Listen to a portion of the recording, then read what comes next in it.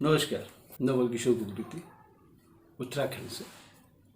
वर्तमान में मोह और बातों का सिलसिला एक बार फिर शुरू करते हैं। आदमी का सफल होना ना होना बहानों पर निर्भर नहीं होता। हर चीज के लिए मायने रखती है वजह और नतीजे। वजह में इतना जोर नहीं दिया जाता, पर नतीजे सब लोग देखते हैं कि किस तरह से क्या उसका इम्पैक्ट है। हिंदुस्तान में बंदर पकड़ने, ये कहानी सिर्फ हिंदुस्तान नहीं है, कहीं भी होगा बंदर पकड़ने का तरीका एक ही हो। एक लकड़ी के बॉक्स में मूंगफली रख दी जाती है और एक छोटा सा छेद होता है।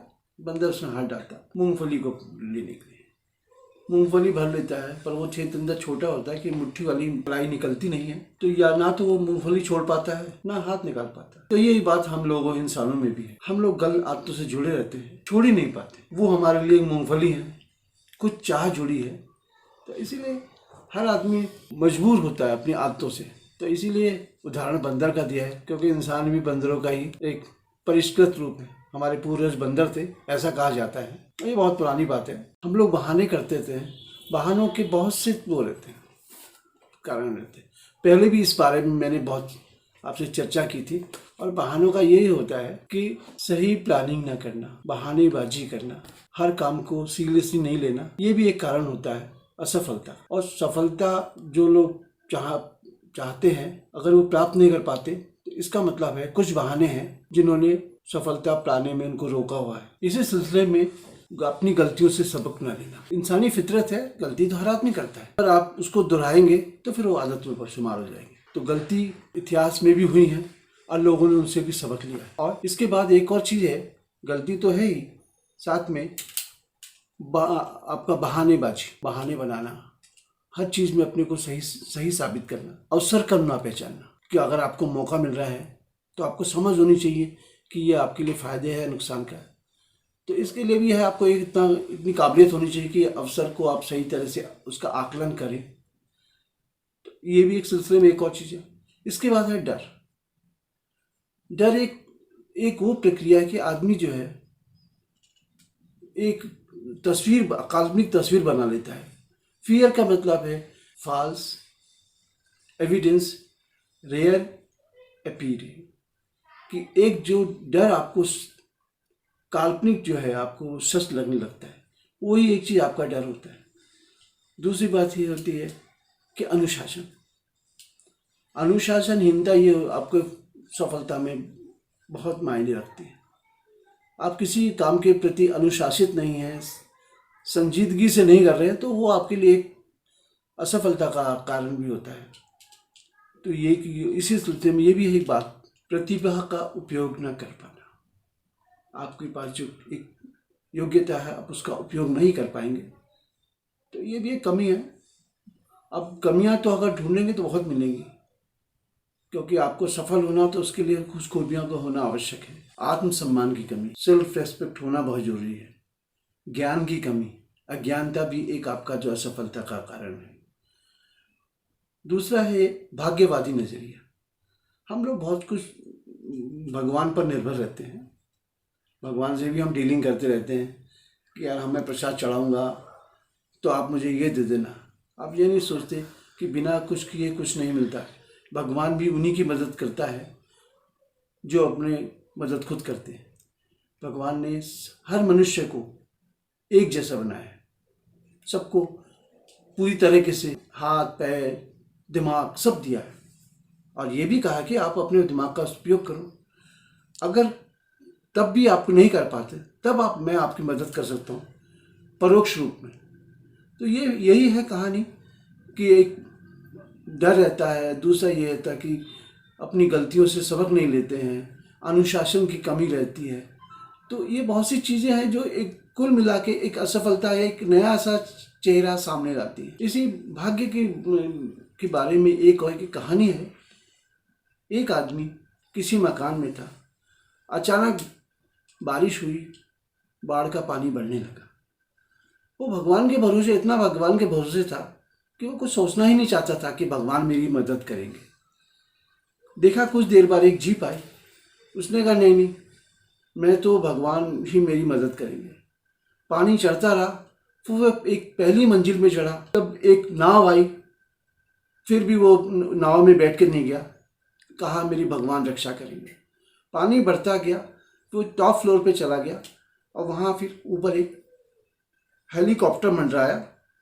उन्होंने मदद के लिए कहा, उसने उस समय भी मना कर दिया। उसने कहा भगवान मेरी मदद करेंगे। पर भगवान मदद वाली बात थी, बाढ़ का पानी में वो डूब गया जैसे कि कहानी में कहा गया है।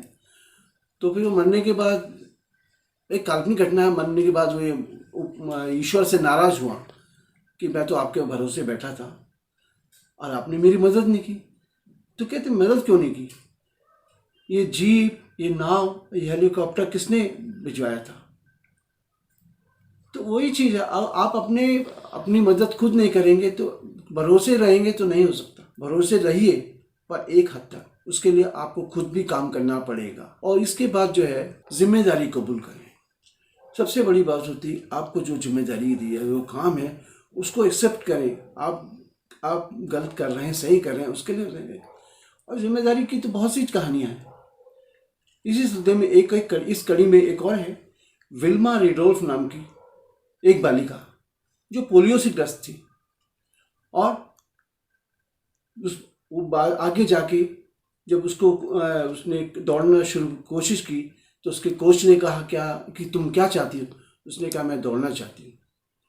और उस लड़की ने 1960 में ओलंपिक में 3 गोल्ड हासिल किए।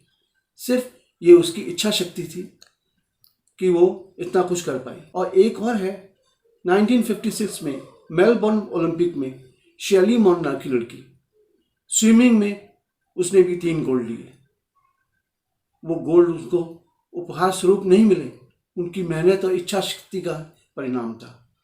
तो आप इच्छा करेंगे और इच्छा के साथ आप मेहनत भी करेंगे, तब जाके आप कुछ कर सकते हैं। भगवान के भरोसे बैठने से कुछ नहीं होगा। भगवान तो आपके अंदर निहित है, हर मनुष्य के अंदर भगवान है। आप ढूंढिए उसको।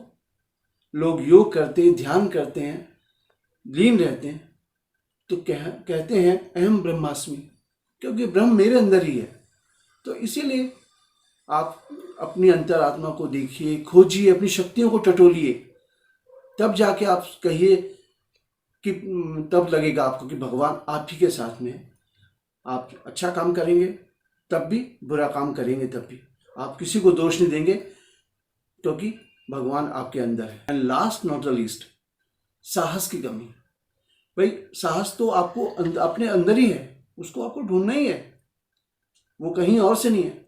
साहस तो इस तरह से हुआ जैसे हम लोग कोई भी व्यंजन बनाते हैं, मसलन केक बनाते हैं, तो केक के लिए हमें पूरी सामग्री चाहिए और पूरी विधि भी मालूम है, तभी जाके हम केक बना पाएंगे।